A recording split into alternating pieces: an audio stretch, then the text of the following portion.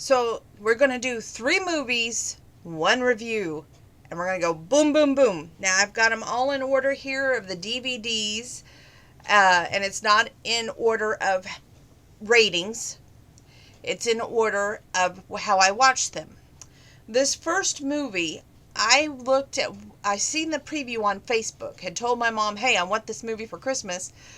But we went to Walmart and they didn't even have it. So I found it on eBay, ordered it for myself for Christmas. It's called Christmas on the Range. It's got Aaron Cahill, Nicholas Gonzalez, Lindsay Wagner, and A. Martinez in it. And here's the kicker, by INSP Films. Now, if that sounds familiar, remember my favorite show, The Cowboy Way, Alabama? It's on the INSP channel. And they showed a preview for a movie called County Line with Tom Wopat. I got to get that movie. I'd seen a little bit of that movie on INSP before, but now I want the DVD, because he's like, well, Clint's always had your back, and he says, yeah, but where's Clint now? I'm like, oh, classic. So anyway, we're gonna read the back to you. Then I'm gonna tell you what it's about. Not what it's about, but what the special parts is that I'm going to pick off the movie. Okay, this is the cover. All Kendall Riley wants for the holidays is to save her family's ranch. But her longtime rival, small town Scrooge, Brick McCree, has other plans in mind. When Brick's son, Clint, comes back to town, he immediately is drawn to Kendall and offers a helping hand. As a romance starts to blossom, Kendall's farm is sabotaged, leaving her to wonder about Clint's true intentions. Filled with action, adventure, redemption, and forgiveness, this modern day story that the entire family will love. And then it tells you about who all is all in the movie. I loved this movie. It gets a 20 from me, and it will be in my Christmas must-watch list for years to come, just like Holiday in Handcuffs. It is not the Christmas season without Holiday in Handcuffs, which has Mario Lopez and Melissa Joan Hart. Great movie. But that one gets a 20. I'm going to share some classic lines with you. First, they show a beauty shop, and the granddad hangs out in the beauty shop, and it's so comical in that way. And they talk about their gossip and how that some are known to have binoculars in their purse. And I think that's hilarious. And then when she finds out that Clint's last name is McCree, she's jumping to conclusions, wanting to, not have anything to do with him. And he says this line, Miss Riley, I'm not my father. Be still my heart. And he proves it not with words but with actions. And he backs those actions up. It's so amazing. It draws life in perspective, and the father just asked his ex-wife, the boy's mom, to sit down to nothing fancy, nothing formal, but a family meal. And the mom says, you mean a family meal? And he says, yeah, family will love it. And it's just like, is he really wanting the family there for that, or is he out there for another purpose? And you have to watch the movie to find out. And then one thing that Riley says to McCree, the father, if I fail, let it be because I failed, not because you cheated. I didn't cheat, it's just business. Mr. McCree, the father, so bitter towards that poor girl. It's like he's wanting revenge. But the mother, Mrs. McCree, when they sit down and have a meal with Riley later on, we realize it's not revenge, it's a vendetta. And there's a deep vendetta within, because he was dating Riley's mother. Okay? And things went south, and he didn't appreciate being left for a rodeo cowboy. So therefore, there's always been like this rift that he's been jealous. He wanted the mom to be with him and not, this rodeo cowboy. But yet at the same time, he realized that he needed to move on. So he got involved with this other lady and had this son. And it's just like, it draws you in, this movie does. And it just makes you realize about life as well. I did find it interesting um, that his father says he has cancer, but yet he holds so many deep grudges, and he's so bitter like Scrooge. And the young guy is having to take the brunt of the bad blood between his dad and the pretty lady who owns the farm next door. And the young man is a vet, and now it's hitting the fan because she's questioning his motivations and his intentions. That part was really awesome. She played clarinet in high school, which I was like, hey, I played clarinet in high school. It was ironic. And the guy says, no wonder we never met. I played sports. And then the two fathers used to be friends, and it caused a mystery to wonder what really caused that riff, if you will. And we find out. And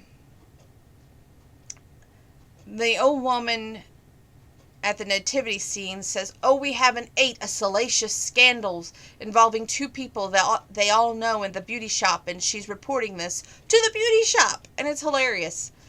And there's a scene at the gazebo where he touched her cheek, and they all giggled and asked for details in the beauty shop, and it's just so hilarious. You've got to see the movie. Riley and McCree together, someone better check their thermometer because he is HE double hockey sticks and just froze over. I love that phrase, and it was in the movie. It's just a top-notch movie. I laughed, I cried, and the gossip that was good, used usually for evil was made out of comedy, if you will, and used for good to help get her lost cattle back. And it was hilarious, but yet wonderful, that the father realizes the error of his own ways, and he wants to mend fences, so to speak. And he does, but I want you to see the movie. The classic line at the very end when he realizes the error of his ways, that the mother of his son, even though it was his ex-wife, who revealed in the movie that she still loved him, he says, well, I know you wouldn't kiss me if I was dying. You're right, she responded. What if I told you I want to start living again? Well, the ex-wife responds with, well, you would have to break up with your mistress. And he says, my what? And she goes, your ranch. And he had really wanted his son to take over the ranch, and he had realized that wasn't going to happen. And that his son had his own aspirations and his own wants and dreams. And I think that was a rough pill for him to swallow, but he does in time, and it's a wonderful movie, and I suggest everybody sees it. Now, the next movie, Pride, Prejudice, and Mistletoe. As many of you know, I am a huge fan of the Hallmark Channel, okay? The second thing is I'm a huge Darcy fan, but usually Donovan Darcy. I'm not used to the female character taking the Darcy lead, and I didn't really appreciate them taking the lead in this, making Darcy the female, and she's always working hard to prove herself, be successful on her own terms, returning to her hometown for Christmas.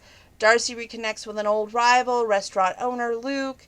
They're forced to plan a charity event together, and she responds with her family and Luke, and she starts to realize what matters most in life, sets out to mend her relationship with her father, and possibly fall in love.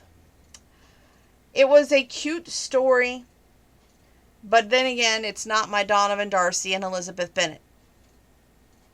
So I will give it somewhere between a 7 and an 8. Because it's got Brandon Penny in it. Okay. Next story. It's a modern adaptation of The Christmas Carol. It's called Second Chance for Christmas. It has some major players in this movie. Okay? We've got Brittany Underwood, Vivica A. Fox, Mark McGrath, who plays a grandpa. Yeah, what? And Jonathan Lipnicki and Tara Reid, who plays a mother. Are we all getting that old? It doesn't seem possible. Anyway, let me tell you what it's about. Then I'm going to show you the back just to really drive this home. In a modern-day adaptation of Charles Dickens' classic A Christmas Carol, a spoiled pop star, Chance Love, is forced to confront who she is. She once was, and the dismal fate that awaits her After trading love for fame and fortune long ago, these fateful glimpses into her life are guided by modern twists of the spirits of the Christmas past, the Christmas present, and the Christmas future. With Brian and Chance's love, faithful assistant, may just be enough to get his boss's saving grace. Now I'm going to turn this around. Of course, that's Vivica A. Fox. Look at Mark McGrath, y'all. That's him. Right there. That does not seem possible, okay? And then, of course, Tara Reid, who plays the mom, is down there. And I don't know who this gentleman is. Maybe y'all do. But anyway, probably Jonathan Lemnicki. And Brittany Underwood is on the cover, so. But it's like, are we all that old? It's like, seriously? Anyway. There were some good parts and bad parts, as in every movie. I will give it a 7 to 8. And I won't put it in a must-watch list, but I would say that for young children in their early 20s to maybe early 30s, watch this movie. You need it. So with that being said, that is your first ever Christmas DVD review. And yes, like I said, I bought the first one, but the other two are Christmas gifts, so I gave you a review of all 3 movies that I got for Christmas. Yeehaw!